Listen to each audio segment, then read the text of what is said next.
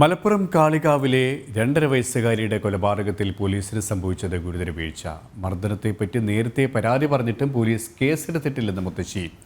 SI പ്രതിയുടെ മുഖത്തടിച്ചു, എന്നാൽ കേസെടുക്കാൻ തയ്യാറായില്ലെന്നും കുടുംബം ആരോപിച്ചു. ഇവരുമായി സോണൽ ചേരുകയാണ്. സോണൽ, കഴിഞ്ഞ ദിവസം തന്നെ ഈ കുടുംബം വലിയ രീതിയിലുള്ള പരാതി ഉന്നയിച്ചിരുന്നു. പക്ഷേ യാതൊരു നടപടിയും പോലീസിൻ്റെ ഭാഗത്തുനിന്നും ഉണ്ടായില്ല. പോസ്റ്റ്മോർട്ടം നടപടികൾക്ക് ശേഷം നടപടിയെടുക്കാം എന്നുള്ള ഒരു മെല്ലേപ്പോക്ക് സമീപനം തന്നെയാണോ പോലീസ് സ്വീകരിച്ചത്? ഇതിനെതിരെ തന്നെയാണോ കുടുംബം പ്രതിഷേധവുമായി വിമർശനവുമായി രംഗത്ത് വന്നത്? അങ്ങനെ തന്നെ വേണം കരുതാൻ. കാരണം ഇന്നലെ തന്നെ ഈ കുട്ടിയുടെ മാതാവിന്റെ അമ്മയും ഉൾപ്പെടെ പറയുന്നതാണ്, ഇതിനു മുമ്പും തങ്ങൾ പോലീസിൽ പരാതി നൽകിയിട്ടുണ്ടായിരുന്നു.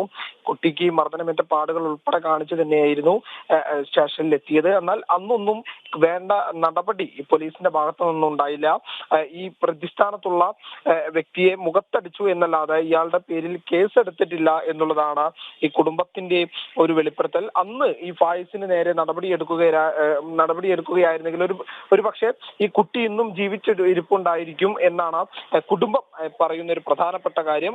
അത് തന്നെയാണ്. കാരണം ഓരോ സംഭവങ്ങൾ നടക്കുമ്പോൾ അതിന് വേണ്ട രീതിയിൽ അതിനെ സമീപിക്കാതെ അതിനെ നിസ്സാരമായി കണ്ടുകൊണ്ട് പിന്നീട് അതൊരു അപകടമായി മാറുമ്പോൾ മാത്രം നടപടി സ്വീകരിക്കുന്ന ഒരു രീതി, അത് കേരള പോലീസിന് തുടർച്ചയായി ഉണ്ടാകുന്ന ഒന്ന് തന്നെയാണ്. കാരണം മുൻപും ഇത്തരത്തിലുള്ള സംഭവങ്ങളുണ്ട്. ഈ സ്ത്രീ പീഡനമായിട്ടും ഗാർഹിക പീഡനമായിട്ടും ഒരുപാട് സംഭവങ്ങൾ ഇതിന് ഉദാഹരണങ്ങളാണ്.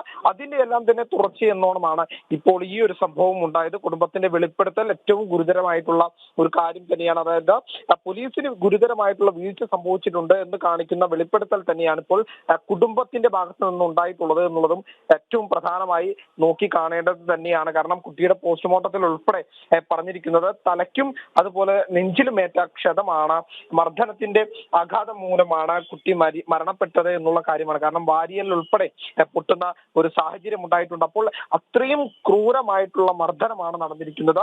ഇത്തരം സാഹചര്യം നിലനിൽക്കെ ഇതിനു മുമ്പും പരാതിപ്പെട്ടിട്ട് വേണ്ട നടപടി പോലീസ് സ്വീകരിച്ചിട്ടില്ല എന്നുണ്ടെങ്കിൽ അത് പോലീസിന്റെ ഭാഗത്തു നിന്നുണ്ടായ വീഴ്ച തന്നെയാണ്.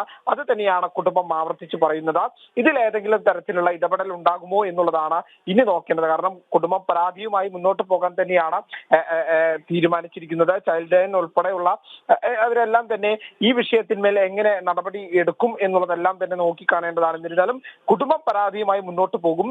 പോലീസിന്റെ ഭാഗത്ത് നിന്ന് ഗുരുതര വീഴ്ച ഉണ്ടായിട്ടുണ്ട് എന്ന ആരോപണവുമായിട്ട് തന്നെയാണ് കുടുംബം രംഗത്തെത്തിയിട്ടുള്ളത്. KP ശരി, സോണിലാണ് വിവരങ്ങൾ നൽകിയത്.